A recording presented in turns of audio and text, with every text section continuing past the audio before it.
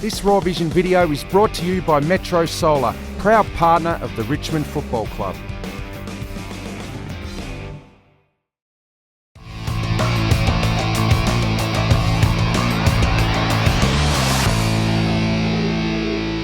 G'day Tiger fans, welcome to Raw Vision and the spotlight on round 22. The Tigers take on the Saints. It's a twilight game on Sunday night, 4:40 at the G, and it's brought to you by Metro Solar, and I'm joined by Daly as always. And Danny, we're right, we're up and about, we're still in the hunt. 7 in a row, mate. Yes. You wouldn't have thought, would you? Long time, 1980 I think, 8 in a row, so it's been a really good run. We can't underestimate it. No, absolutely not. And again, as I do every Monday morning, match committee put up the ladder for the last 7 weeks, and we're right up there, number one. So good reward for our efforts. As I said last week, everyone at the club and our supporters, and even last week the amount of support we had at Adelaide over was unbelievable. So pretty loud, the Tigers there, weren't they? Oh, it was phenomenal, to be honest. Like it was something we didn't expect. We know we'd get some supporters there, but when we opened the coach's box and we were kicking goals, the noise was unbelievable. And I actually walked across the bridge after the game just to sense what the atmosphere was like, and actually got mugged by a few people who recognised me, which has never happened to me before in my life. It's the publicity from the spotlight. It's unbelievable, isn't it? Yeah, it's good. So it was a mature win though, Danny, just to move on, I guess, wasn't it? Yeah, it was. And again, as you would know, mate, the last few years when we've been in that situation and sides have got in front of us, we haven't been able to bridge the gap back and win games. So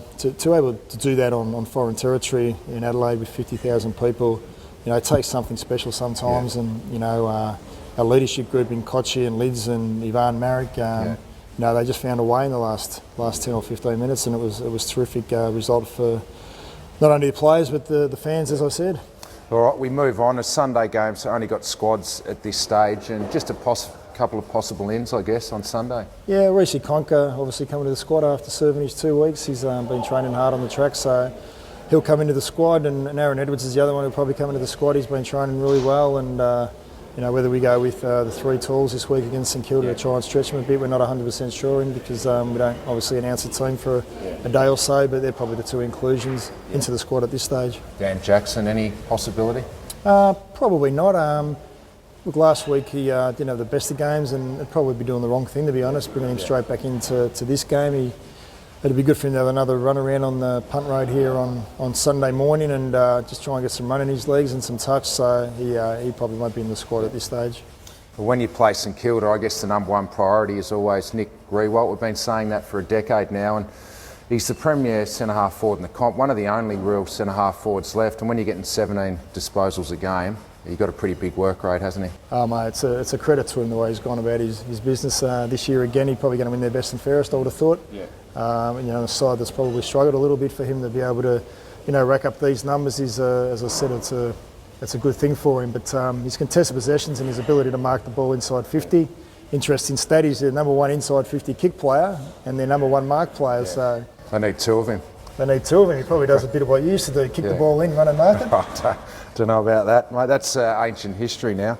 Ancient history. So Rancy gets the job, obviously. Yeah, Rancy gets the job, and this guy probably runs 13, 14k. So whether we have to hand over at some stage to Chappie or Grimes or Batch just to give him a chop out, may or may not have to. But if we can probably limit his marks inside 50, he's getting the ball right up in the centre back area. We'll probably half take that, but it's when he's getting right up the ground and running back inside forward 50 and taking those marks, which is the one we've got to obviously stop. So again, Rancy's in good nick, so he's probably the one. You have a look at the numbers for the Saints, and they take a lot of uncontested marks in their back half, Danny. Does that mean you really got to focus on pressing up with your press this week? Yeah, spot on, mate. I think we can't give them an opportunity to get these little hit-ups as Sydney have done here, and I think if we cast our mind back to the Freo game that they won, they were just able to control the football like this. Through these short little kicks and uncontested marks, as we call it. Against Freo, they're able to get it across their half-back line and into their forward 50.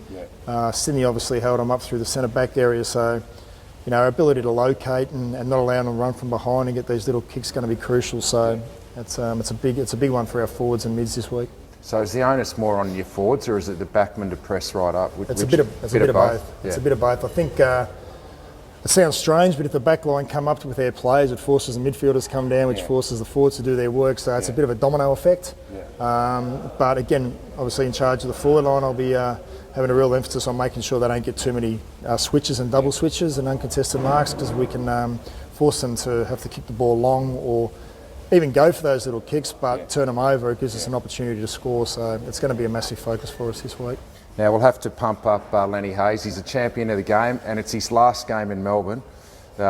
We'd love Lenny to walk off with a smile, but not this week against the Tigers. No, and I think his last 5 weeks he's been cheered off, and watching the game against Sydney, I think he just about had enough. He was over it. So he's a humble man. I don't think he'd be enjoying all this publicity. Yeah, well, I haven't had the pleasure of meeting him, and you obviously probably know him a lot better than myself. But again, if you look at these awards and whatever, it's been a terrific career for him. And unfortunately, he didn't get to win a premiership, a bit like Nick Riewoldt, which is unfortunate for him. But he's had a stellar career, and he's another player we have to watch on the weekend and make sure we don't allow him to get too many clearances and stoppages. But I think we'll just be shaking his hand after the game and let him walk off, to be honest. Take the emotion out of it early, I reckon. Now, one player that's caught the eye of the Richmond fans the last few weeks, and I know he has around the club, he's got a new nickname, Nathan Gordon.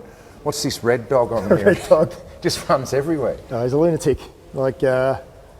In all seriousness, no, he's putting up huge numbers, isn't he, on the GPS? Oh, absolutely. He ran about 17k last week, and there was one stage in the game, Dim had a go at me about one of his patterns, which was wrong, and I said, well, please, if he's getting 9 out of 10 right, I'm happy with that, because he's just running and open up space, and he's been a big instigator for our ability to kick goals, and he's a terrific young kid who just does what we tell him, which is to run. But if anyone gets an opportunity, they can YouTube Red Dog, and there's a couple of videos about this dog who's just like all over the shop. So Red Dog's stuck with him. Yeah. Oh, there's plenty of space on the G for Red Dog on Sunday night. Thanks for your time, Danny. It's always a pleasure. Beautiful. We'll see you next week. Don't forget, the Twos are playing here at the ME Bank Centre at Punt Road Oval, 1 o'clock Sunday. Come and watch them, then head over to the G and watch the Tigers take on the Saints. That's been the Spotlight on round 22.